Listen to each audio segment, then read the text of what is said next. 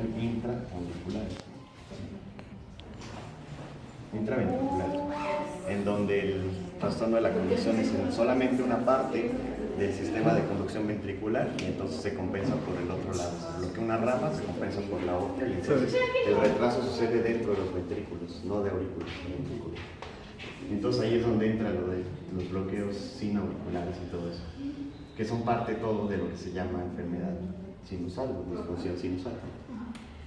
Entonces, imaginemos que aquí está el nodo sinusal y alrededor del nodo sinusal pues hay miocardio auricular, ¿no? Realmente los haces internodales son funcionales, o sea, no hay realmente tejido de conducción especializado, sino que el estímulo se pasa de miocito en miocito, a diferencia de los ventrículos donde sí hay un tejido de conducción especializado. Entonces alrededor del nodo está el miocardio perinodal, que realmente pues, es el miocardio que está más adyacente a ese nodo, y después del miocardio perinodal pues ya está todo el miocardio auricular, ¿no? Y si supongamos que por aquí está el siguiente nodo, que es el nodo auriculoventricular. Entonces pues el estímulo nace en el nodo sinusal y tiene que llegar al nodo auriculoventricular a través del miocardio auricular, por todos lados, no solamente por esas tres vías que realmente no existen. Entonces, en algún punto de esta vía se puede dar alguna interrupción de la conducción, y esa interrupción de la conducción, si sucede en el nodo, se produce un trastorno auriculoventricular, entonces eso no, ahorita no es el tema. Una alteración de la conducción en el miocardio es muy difícil que suceda porque tendría que afectar a todo el miocardio como para impedir la conducción entre nodo y nodo.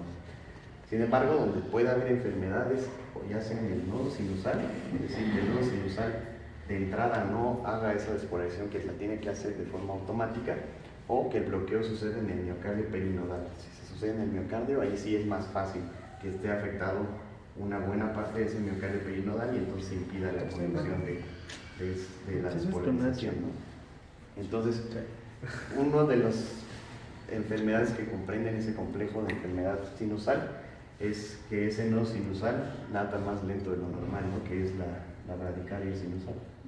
Y eso pues es simple, ¿no? Porque hay bradicardias sinusales porque hay un exceso de tono parasimpático o déficit de tono simpático por la causa que sea, ¿no? Por ejemplo, los atletas que tienen mucho tono parasimpático o los que tienen hipotiroidismo y todo eso. Luego otra posibilidad es el paro sinusal, ¿no? El paro sinusal significa que el nodo sinusal de repente deja de funcionar por algún tiempo y después vuelve a funcionar. Y después las otras enfermedades son los trastornos de la conducción sinoauriculares. Esto quiere decir que en el miocardio perinodal está ocurriendo un bloqueo que impide que esa despolarización que sí se produjo en el nodo sinusal se distribuya por todo el miocardio auricular y finalmente llegue al nodo auriculoventricular. Entonces lo que vemos en el electrocardiograma es cómo se va produciendo esa despolarización por el miocardio. Es decir, en el electro no vemos la despolarización del nodo, es muy poca su electricidad como para ser detectada. Eso se puede ver en un estudio electrofisiológico. Pero en el electro de superficie solamente se ve la despolarización del miocardio, no la despolarización ahí del nodo nada más. Entonces, por ejemplo, si ese nodo sinusal se despolariza, pero el estímulo no se conduce a través del miocardio perinodal porque tiene un bloqueo sinoauricular, nosotros no nos podemos dar cuenta en qué momento se había despolarizado el nodo sinusal. Es el gran problema de detectar los bloqueos sinoauriculares, ¿no? Entonces, el bloqueo sinoauricular de primer grado, lo que sucede es que, como todo bloqueo de primer grado, sí se produce esa despolarización del nodo sinusal, pero su transferencia, su conducción a lo largo del miocardio auricular está retrasada porque hay un bloqueo del miocardio perinodal. Pero ¿cómo podríamos saber si está retrasada si no sabemos en qué momento se produjo esa despolarización? Entonces es por eso que con un electro no podemos detectar un bloqueo de primer grado, ¿no? Porque nosotros no vemos un segmento o algo así. Exactamente, tendría que ser. Nosotros solamente vemos la onda P, que es la conducción a través del miocardio, pero no sabemos en qué momento se había producido esa despolarización del nodo. Entonces, pues, en un electro no se puede ver. Pero en un bloqueo de segundo grado, lo que sucede es que aparte de que hay alteración del tiempo de conducción que está alargado, ya hay algunos estímulos que no se conducen, ¿no?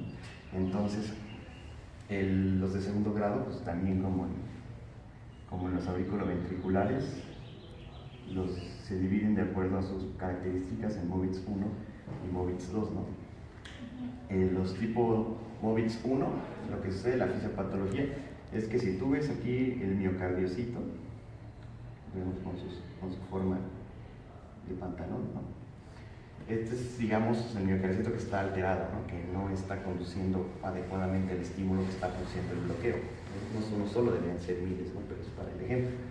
Entonces, si vemos en toda su curva de despolarización del miocito, normalmente veríamos pues la fase 4, luego la fase 0, 1, 2, 3 y otra vez la fase 4, ¿no? Pero este miocardiocito, como está alterado, entonces está tardando más en esa fase de meseta, ¿no? Está tardándose más su potencial. Entonces el siguiente potencial, la siguiente despolarización, este miocardiocito está aquí en el miocardio perinodal. La siguiente despolarización llega un poquito más pegada a la anterior, ¿sí? La siguiente llega un poquito más pegada y la siguiente puede caer incluso en la fase 3, ¿no? Ya no cae en la fase 4.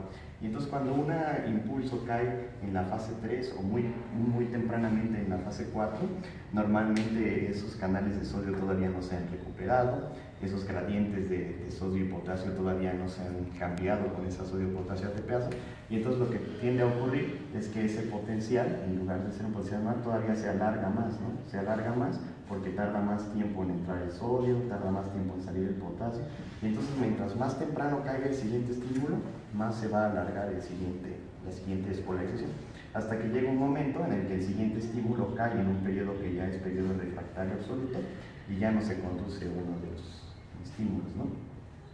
Y entonces, ¿cómo se podría ver esto en un bloqueo sinoauricular? Esta es la fisiopatología de un Movitz 1.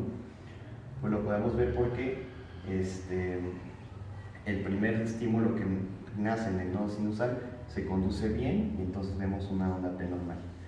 El siguiente ya está un poquito retrasado, cada vez se va alargando más ese potencial de despolarización. Entonces el siguiente ya está un poquito retrasado, ¿no? Supongamos que el estímulo que nace en el nodo sinusal está aquí. En el siguiente ya está un poquito retrasado y el estímulo dura un poco más.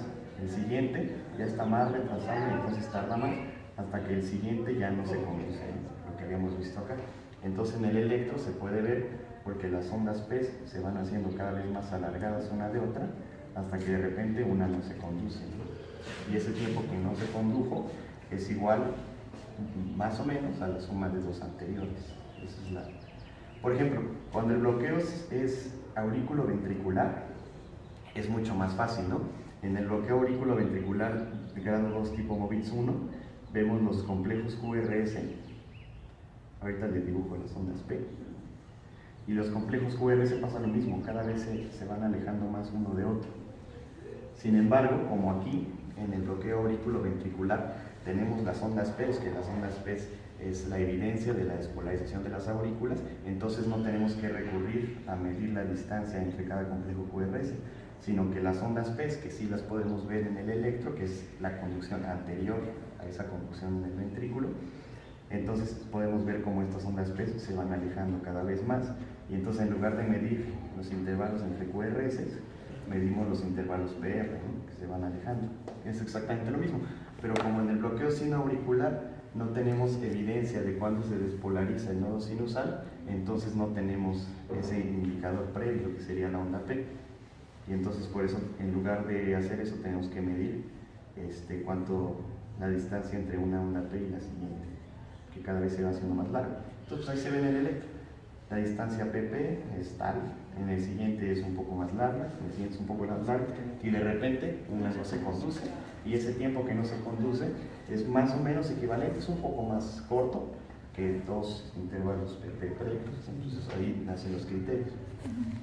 Y luego en el bloqueo tipo Movitz 2, la fisiopatología no es así como esta tan compleja, ¿no? En el tipo Movitz 2 lo único que pasa es que esas células en el miocardio perinodal que están produciendo el bloqueo, de repente sí conducen y de repente no. Entonces, de repente se produce una despolarización del nodo sinusal, que no la vemos en el electro, pero la vamos a representar aquí con esta rayita.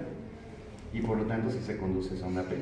Y de repente en el siguiente puede ser que se despolarice no sinusal y también se conduzca, y de repente puede ser que se despolarice no sinusal y no se conduzca, ¿no? Entonces también vemos lo mismo, intervalos PP que esta vez son regulares y de repente no se conduce una onda P, y ese tiempo que no se conduce la onda P es equivalente a la suma de los intervalos PP previos, ¿no? Entonces esa es la patología del tipo Movitz 2. En uno se va haciendo cada vez más lenta la conducción hasta que no se conduce, y en el otro la conducción es normal, es constante, y de repente algunos se conducen y algunos no.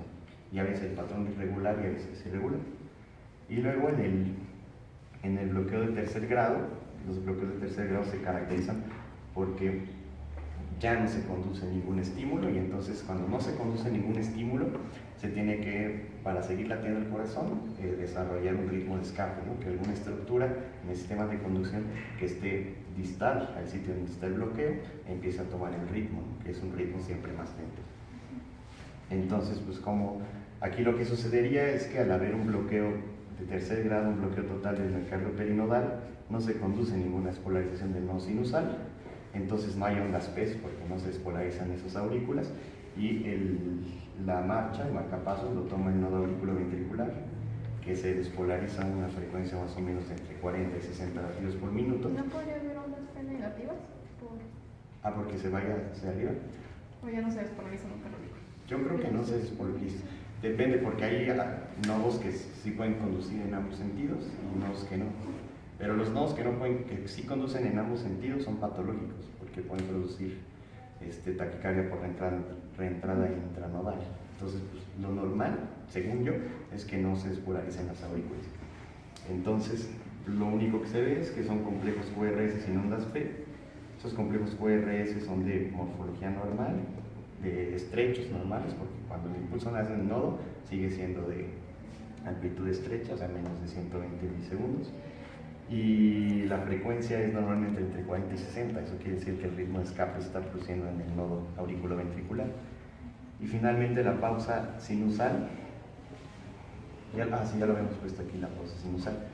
No hay manera de que se pueda distinguir una pausa sinusal de un bloqueo auriculoventricular de tercer grado. Finalmente no se está produciendo ninguna contracción auricular y no hay ondas P, pero de una manera así medio arbitraria, cuando pasan 3 segundos y no ha entrado un ritmo de escape y después se recupera el ritmo sinusal, le llaman pausa sinusal, ¿no?